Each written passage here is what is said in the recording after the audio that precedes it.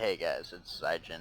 Today we're going to be going over a basic Assassination Rogue guide. I have been getting a lot of whispers in-game from players that are switching to Assassination or just want to learn a little bit more about the spec. So let's get right into it. First of all, today we're going to talk about talents. In your level 15 tree, the first talent that I like to go with is Subterfuge, which is your breath stealth breaks 3 seconds after dealing or receiving hostile actions rather than doing so immediately. And what this allows is, say in Subtlety you have Shadow Dancer, so it's going to make it to where you can use your stealth abilities without being in stealth, and this is gonna kind of be something like that, but you have to have the stealth prior to and get open. So this talent basically, say you're going to open on somebody, mind you this is a level 80 target enemy, so the damage is not going to be like this on a player obviously with resilience, and then being level 90. But what this talent is going to do, you're going to be able to open, say you want to open on a healer or a mage or whatever, any kind of casters, you can open with a Groat, and then cheap shot, and then get your ambush and get your rupture up. Rather than without subterfuge, what you're going to be doing is basically getting like a grow into a mutilate. You're not going to be able to get that cheap shot for that stuff. In your level 33, personally I like to run with Nerf Strike. Now it is debatable going between Nerf Strike and Combat Radius, and people can debate on this all day. Personally I like running Nerf Strike, which is a successful kidney shot or cheap shot, also reduces the damage dealt by the target by 50% and the healing done by the target by 10% for 6 seconds after the effect fades. So this is 6 seconds after your kidney shot falls off, which I think is huge. Combat Readiness is good too. It is a very, very good defensive cooldown to use, but with Assassination it's less open, run and hide. It's more you need to stick on a target. For the level 45 tree, I personally use Elusiveness. Now, I don't see Cheat Death being viable at all, almost in any PvP scenario. Leeching Poison just isn't that great. You're gonna lose your other poison. You're gonna have your Mind Numbing. You're gonna be running Leeching Poison, and sense of Mind Numbing is very, very important against casters in general. Elusiveness, what it does is a feint ability also reduces all damage taken by 30% for 5 seconds. So this is really good to use in your basic rotation, or if you have like the Necrotic working up on you and you have a switch coming, it's like feint and there goes 30% of their damage, or somebody pops cooldown, just feint, and there goes 30% of their damage for 5 seconds. Next talents we're going to be going over there are also debatable. Personally, I like using Versus Speed. A lot of people would rather use Shadow Step. Shadow Step I see being more viable in, say, 3s or 2s against a Hunter, because you can Shadow Step your healer or the other DPS to eat a trap and then get that spelled off of you. But personally, for like BGs and RBGs and stuff, I like using Burst Speed. It makes it easier to stick onto somebody. Especially if you're getting slowed and whatnot. Level 75 tree, I like going with Prey on the Weak, and so whenever you disable an enemy with Kidney Shot, Cheap Shot, Gouge, Sap, or Blind, they suffer 10% increased damage from all sources for the duration of the effect. This is important with your openers as well, especially in like 3s. So whenever you open with that Cheap Shot, if you were connecting with your DPS partner, then they're also going to be doing 10% increased damage, which can make or break a game. And for the last talent tree, I know a lot of Assassination Rogues like using Anticipation because there are a lot of combo points wasted, because Mutilate gives you 2 combo points, or 4 depending on if it crits or not, as opposed to 1 with Hemorrhage or Backstab or Sinister Strike. So I like running Mark for Death though. It is a 1 minute cooldown, but say you don't have a redirect up and you need to peel off of somebody, you can redirect to, or you can Mark for Death and then kidney shot something, or you can use that Mark for Death for a recuperate if you're in stealth and you need to go and heal up, or pretty much whatever you need. Alright, next we are going to be going over Assassination Glyphs, and what I like to be using, personally, for random battlegrounds, in RBGs, if the other team is very melee heavy, Cloak of Shadows is huge. While Cloak of Shadows is active, you take 40% less physical damage. And while Cloak of Shadows is active, we'll be going over cooldowns later. If you are new to the class, it makes you immune to all magical damage and magical effects for a certain amount of time. But with the Glyph, it also reduces physical damage dealt by 40%. Now, given that stacked with the Glyph of Elusiveness that we went over, that's another 30%.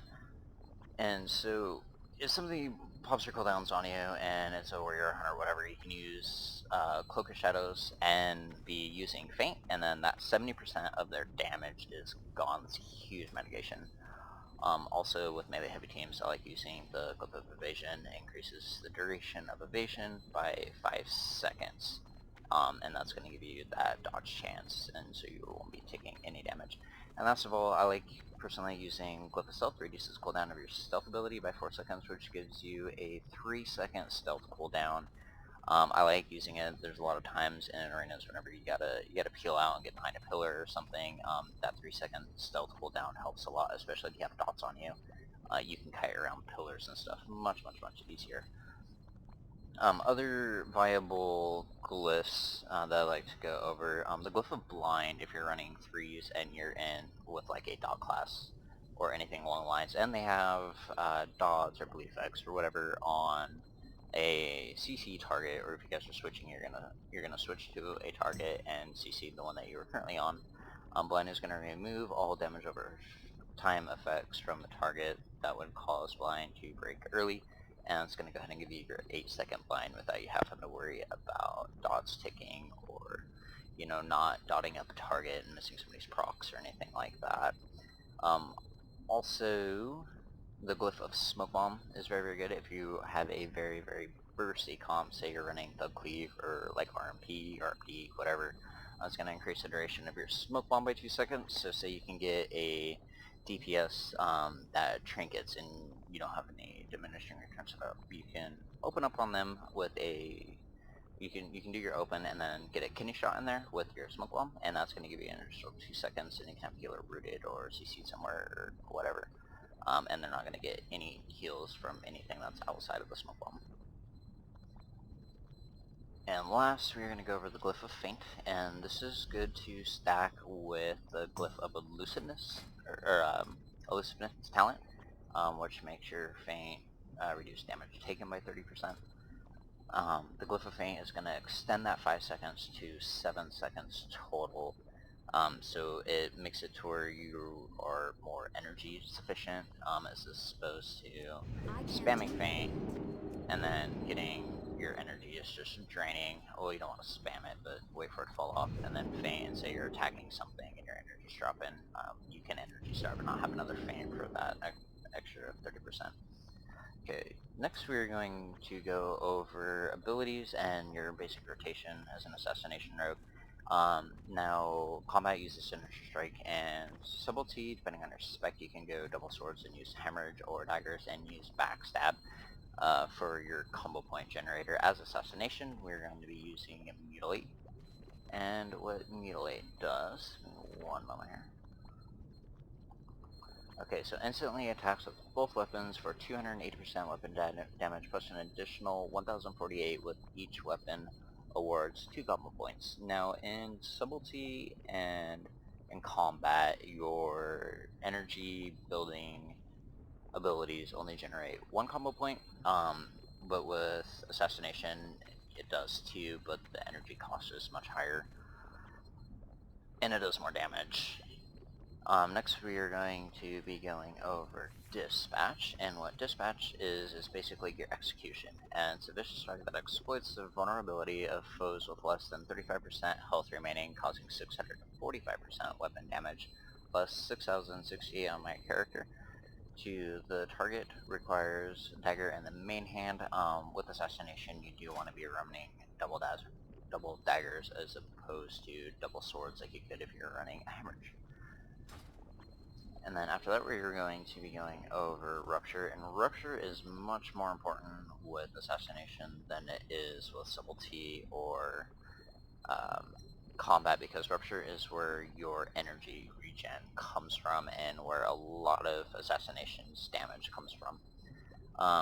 let me find... So Thrifter is where your energy regen is going to come from. It comes from Venomous Wounds, and what that is each time your Rupture or Garrote deals damage to an enemy that you have poisoned, you have a 75% chance to deal 17,790 additional damage and regain 10 energy.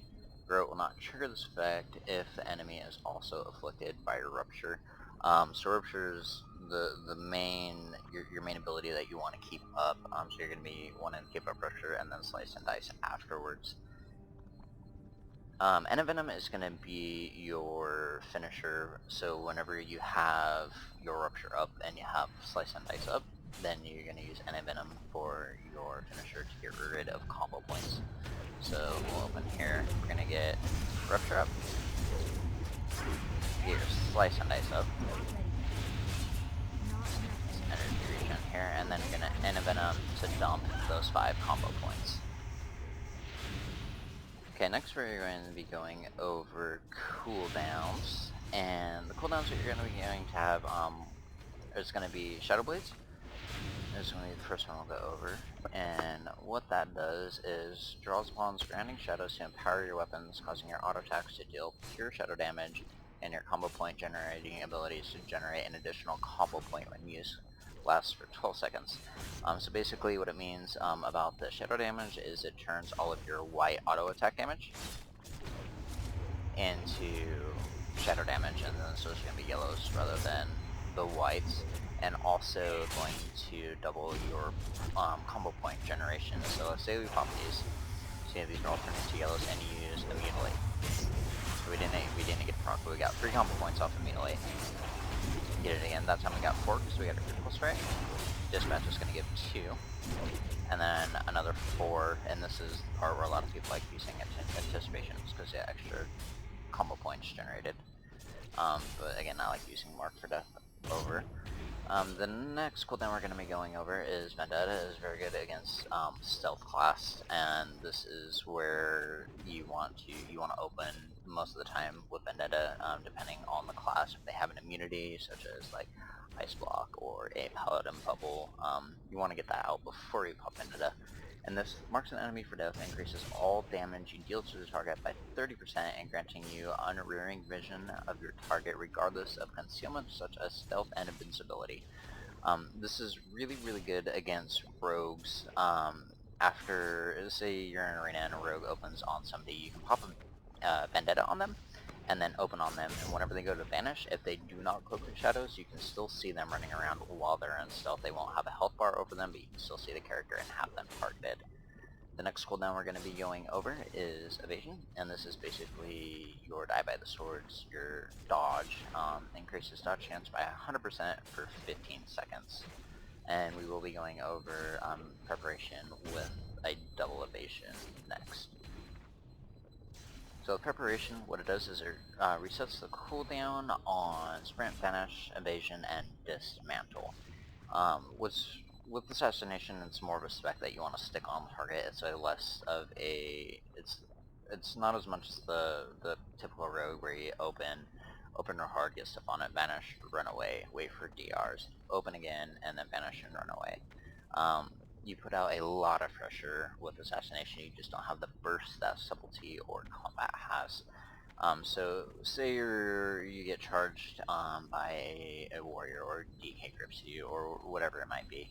You can evasion, and you're going to get your 15-second evasion, which is going to be a complete dodge chance, and so they're not going to be hitting you at all unless they get behind you.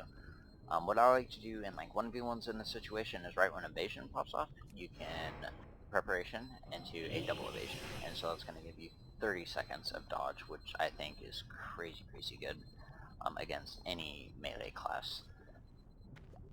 Okay, so those are the basic cooldowns of a Assassination rogue, and next we're going to be going over just a couple basic openers, and this isn't an advanced guide. This is something if you run on the trial spec, see how it works, or if you boost it at 90 and looking at different specs. Basic openers, what I generally do on somebody is we're going to obviously sap them at first so we can't stop target dummy. Wait for your energy regen to come back. This sap does cost energy. We're going to open with a cheap shot. and then we're going to do an ambush, and that's going to give us 5 combo points into rupture. After the rupture, we're going to do a mark for death into a kidney shot when the cheap shot falls off, and then mutilate and eviscerate, or envenom spams. And dispatch procs, whenever they proc, you can throw those in there as well if you don't have 5 combo points. Or if you have 4 and you just need that one additional, if it doesn't crit, it's just going to give you the one you're not going over your 5. So, do a little demonstration here. So say this is a player, we have him set, we're going to come up around a cheap shot, and then ambush, rupture, we're going to mark for death on the kidney shot, and then mutilate, dispatch procs, and envenom. And that's basically just rinse and repeat after your open comes up, is you're going to be doing mutilates and envenom. You're going to have rupture up on the target for quite a while after the open, so you don't really have to worry about energy regen a whole lot. Vendetta is very, very good to open with somebody too.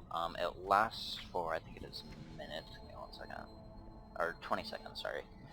So it's quite a long time to have that extra 30% additional damage, and so say you can't open right away, or you hit Vendetta on something and you're waiting for your energy regen, the extra second and a half it's going to take for your energy regen is not a big deal on the 20 seconds. Shadow Blades is, I don't recommend using with an open. You can, but I have found that it does do more damage after the open and you're using it for mutilates and envenoms and obviously your dispatches. There you go. Cheap shot, ambush, get rupture up, mark for death, kidney shot, and then you can Shadow Blades. And then I do 4 combo point mutilates, so you're going to mutilate and envenom. Use your dispatch procs, mutilate, and envenom. And it's going to do a lot of damage. It's basically an Assassination's burst. It's not as bursty as Subtlety, you're not taking huge chunks out of people. It's more just bringing them down at a faster rate. Okay, now that we understand the basics of an Assassination rogue, I'm going to go ahead and do a little PvP montage. I'm going to be doing all this in Assassination instead of Subtlety, so I main spec. So I hope you guys enjoy. Go ahead and hit that subscribe button, leave a like if you like, any requests that you'd like to do, just go ahead and leave them in the comments. I will get back to as many people as possible, and I hope you guys have a great day. Thank you.